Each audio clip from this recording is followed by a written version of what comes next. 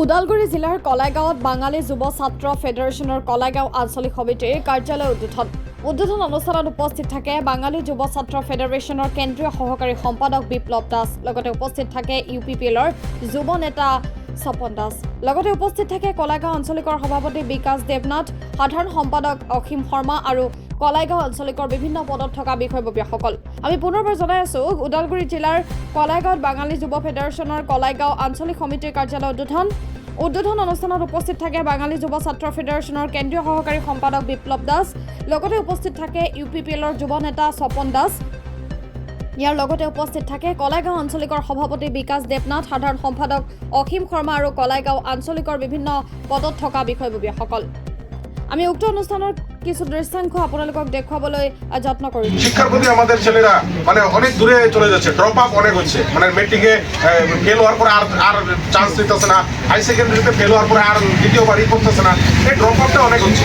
এই ড্রপ আপটা আমাদের দূর করতে হবে, কারণ ডক্টর বি.আর. আম্বেদকর বলছে প্রথমে শিক্ষিত হও, তারপরে সংগঠিত হও, তারপরে আন্দোলন করো। তা আমাদের যারা নেতৃবৃন্দ রয়েছে ওনারা উচ্চশিক্ষায় শিক্ষিত হলে আমাদের যেগুলো সমস্যা সেগুলো নিখুঁতভাবে সঠিক জায়গায় টু দ্য পয়েন্ট বলতে পারবে। এরকমও জায়গা আছে যেখানে নাকি অনলি টু দ্য পয়েন্ট বলতে হবে, 2 মিনিট 4 মিনিটের বেশি বলার সুবিধা নাই। কারণ এটা আমরা সবাই জানি, স্বামী বিবেকানন্দ মাত্র 2.5 মিনিট না 1.5 মিনিটে ওনার ভাষণ শেষ করছিল বিশ্ব দরবারে।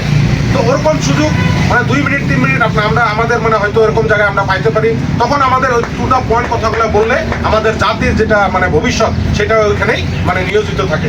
তো তার জন্য আমি অনুরোধ করবো যে আমাদের এই দল সংগঠনে শিক্ষার প্রতি যাতে একটু নজর রাখে। কারণ আজকে আমরা সবাই দেখতেছি আজকে এই বিটিসিতে দেখেন শিক্ষার হার কিভাবে আমাদের যারা বড় জাতি জনগোষ্ঠী রয়েছে ওনারা কিভাবে এসসিএস ইউপিএসসিতে কিভাবে টপার হয়ে এখন শিক্ষার হারটা ওনারা অনেক উপর লেভেলে নিয়ে গেছে।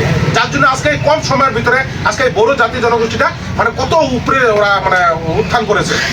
তা আমরা বাঙালি হিসাবে আমরা নোবেল পুরস্কার পাওয়া আমাদের জাতীয় অনেক নেতৃত্ব রয়েছে।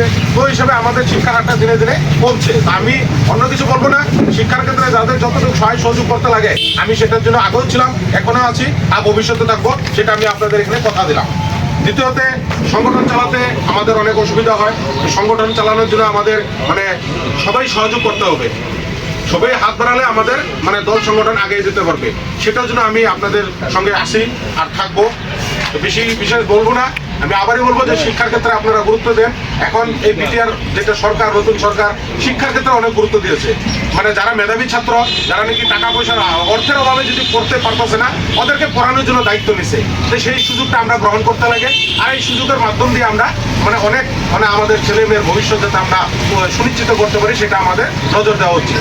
তো সবাইকে অনেক অনেক ধন্যবাদ জ্ঞাপন করলাম। আগন্তুক দিনে আপনাদের সঙ্গে আছি, কারণ ফেডারেশন আমাদের রক্ততে রয়েছিল, আমরা এখনো আছি। কারণ ফেডারেশন আমিও করছি, অনেক দিন রাত থানা কোর্ট কাছারিতে কাটাইছি, কেসও খেলছি ফেডারেশনের জন্য। তো এগুলো অনেক কাহিনী আমাদেরও রয়েছে। তো যাই হোক, তো সেটা আমাদের কোনোদিন যাবে না, আর এটা আমাদের জাতীয় চেতনা হিসেবে আমাদের থাকতে হবে। তো সবাইকে আজকে এই শুভক্ষণে আমি আবার ধন্যবাদ জ্ঞাপন করে, আর আজকে এই অনুষ্ঠানটা খুব সুন্দরভাবে আপনারা আয়োজন করছেন, তার জন্য আমি ধন্যবাদ জ্ঞাপন করছি। আর সবাই এখানে উপস্থিত রয়েছেন, সবাইকে আবার নতুন বছরের শুভেচ্ছা জ্ঞাপন করে এবং সবারই সুস্বাস্থ্য কামনা করে আমি আমার বক্তব্য শেষ করছি।